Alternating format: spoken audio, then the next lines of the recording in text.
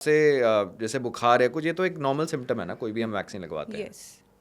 Right तो right right. इसके कोई ज़्यादा कोई साइड इफ़ेक्ट नहीं है, वही जो फर्स्ट 2 days पे शायद कुछ फ्लू जैसे सिम्टम्स हो, वही उसका साइड इफ़ेक्ट है। Otherwise it's a completely safe vaccine. Okay, और सर्वाइवल कैंसर अगेन इसके स्टेजेस वगैरह जो अपना जैसा आपने बताया था। तो अगेन ये फर्स्ट स्टेज में इसका ट्रीटमेंट सिर्फ सर्जरी होगा, क्योंकि ये बस बहुत ही लिमिटेड जगह पे 2 <4 cm होगा। अगेन जब सेकेंड स्टेज थर्ड स्टेज आएगा, इसका ट्रीटमेंट में कीमोथेरेपी और radiation therapy main line of treatment हो जाता है। और इम्यूनोथेरेपी जो अभी बहुत ही हमारा लेटेस्ट जो ट्रीटमेंट है, इम्यूनोथेरेपी एक ऐसी ट्रीटमेंट है जो अपनी सेल्स की, अपनी बॉडी की इम्यूनिटी बढ़ा के ही कैंसर सेल्स को मारती है। तो वो भी अभी धीरे धीरे सर्वाइकल कैंसर में आ रहा है वापस, immunotherapy. Immunotherapy. So again breast cancer के थोड़े स्टेजेस में भी है, सर्वाइकल कैंसर के स्टेजेस में भी आगे आ रहा है। जो पहले लास्ट स्टेज पे जो भी हमारा कोई भी ट्रीटमेंट होता है, पहले लास्ट स्टेज में वो ट्राई होता है, अगर उसमें इफेक्टिव है तो धीरे धीरे ये अर्ली स्टेज में यूज़ किया जाता है। तो अभी ये सर्वाइकल कैंसर में अर्ली स्टेज में भी इसका डेटा आने लगा है कि रेडिएशन के साथ अब इम्यूनोथेरेपी भी साथ में लगाओ, तो और हम उसको वापस आने का चांस कम कर सकते हैं। Right right. Okay, one more thing, अभी जैसे हो क्या रहा है, काफ़ी लोगों की अभी जैसे specially if I talk about the specific word Gen Zs, या अभी की जो मतलब न्यूली मतलब टू आफ्टर 2000 हुआ born in this yes. Particular age. अब इसमें क्या है ना कि काफ़ी लोगों की टेंडेंसी होती है कि कोई उनको कोई भी चीज़ में, I am not just talking about the cancer part, कोई भी प्रॉब्लम होती है तो हम उसमें पूछ लेते हैं, एआई से पूछ लो, चैट जीपीटी, गूगल जेमिनाई। कभी कभी ऐसा होता है कि इस केस में जैसे अर्ली साइंस हो, as you told about breast cancer, ovarian cancer या फिर सर्वाइकल कैंसर, कुछ ऐसे सिम्टम्स हो सीधा पूछ लिया, कहाँ तक वो सही है? क्योंकि of course you need to go to the doctor for that, but काफ़ी लोग सोचते हैं हाँ। यार ऑनलाइन सर्च कर लेते हैं, यहाँ कुछ पूछ लिया। ऐसा कभी हुआ है कि कुछ किसी ने आपके सामने ऐसा कोई केस हुआ है, किसी ने कुछ देखा और सो आई गलत? थिंक कि एक तरह से उसके प्रोज और कॉन्स दोनों है। अगर वो पूछेंगे, at least they will come to the doctor, at least वो डर के हमारे पास आएंगे, और कुछ हो इन केस तो हम उसको अर्ली डायग्नोस कर पाएंगे।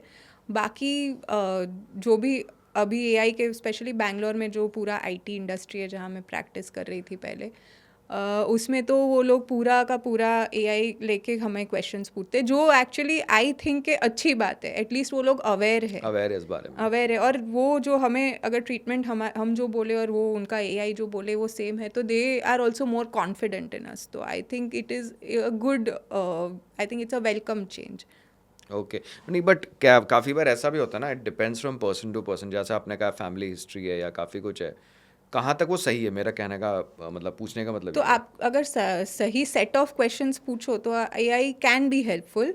अगेन टेक्निकलिटी थोड़ी अलग हो सकती है, तो अगर बेसिक क्वेश्चंस पूछो थोड़ी एनजाइटी क्रिएट कर सकता है, इसीलिए finally you have to come to a person, you have to come to a doctor right and right. Not blindly believe on AI.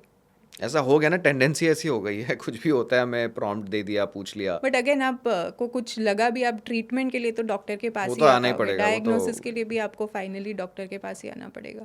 Right right right. Okay, so one more thing, अगर ये तीनों cancers की बात करें, breast cancer, ovarian cancer and cervical cancer, किसी को pregnancy के दौरान हुआ है, तो वहाँ पे क्या हो सकता है तो मतलब? ब्रेस्ट कैंसर डिपेंड्स वो कौन से स्टेज पे डायग्नोस होता है। सर्जरी यूजुअली पॉसिबल होता है अगर अर्ली स्टेज में हो, even if the female is pregnant. Chemotherapy हम यूजुअली फर्स्ट ट्राइमेस्टर में अवॉइड करते हैं, क्योंकि तब जो मेन ऑर्गन डेवलपमेंट होता है वो यूजुअली फर्स्ट ट्राइमेस्टर में होता है, तो कीमोथेरेपी हम अवॉइड करते हैं।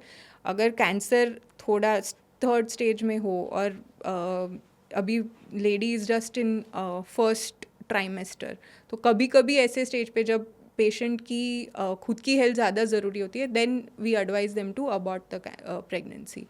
Okay, in that and particular again stage. Targeted therapy, immunotherapy, hormonal therapy, ये सब हम प्रेग्नेंट लेडीज़ को नहीं दे सकते।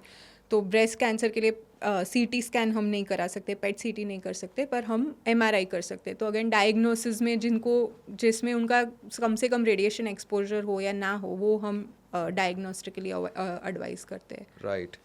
अर्ली डिटेक्शन मतलब ज़रूरी है, मतलब कोई ऐसे सिम्टम्स होते हैं तीनों के हिसाब से, तो ये तो काफ़ी ज़रूरी है। प्रेगनेंसी में एज आई सेड, क्योंकि ब्रेस्ट कैंसर अभी अर्ली स्टेज पे आ रहा है और प्रेगनेंसी लेट हो रही है, तो ब्रेस्ट कैंसर ऐसी हमारी पेशेंट्स है जो ब्रेस्ट कैंसर ड्यूरिंग प्रेगनेंसी हमें मिलती है।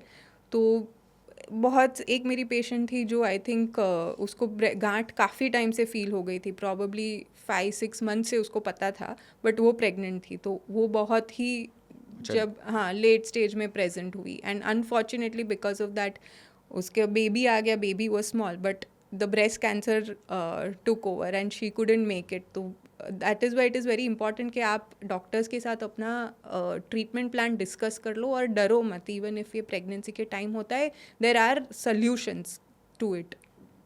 लेट हो गया फिर तो बहुत बैक कर सकता है। Exactly. Okay, one more thing I forgot to ask, cervical cancer early stage जो अर्ली सिम्टम्स होते हैं वो हमने उसमें एक बार सो बात सर्वाइकल करी। कैंसर के मेनली सिम्टम्स होते हैं bleeding from the vagina, white discharge जब होता है, और अगेन जो कैंसर के नॉर्मल सिम्टम्स होते हैं कि वेट लॉस होता है, खाने की इच्छा नहीं होती। सर्वाइकल कैंसर में अगर वो आजू बाजू की लिम्फ नोड्स में या पेल्विस में जाता है तो आपको बैक पेन होता है। वो सब सर्वाइकल कैंसर के नॉर्मल सिम्टम्स होते हैं।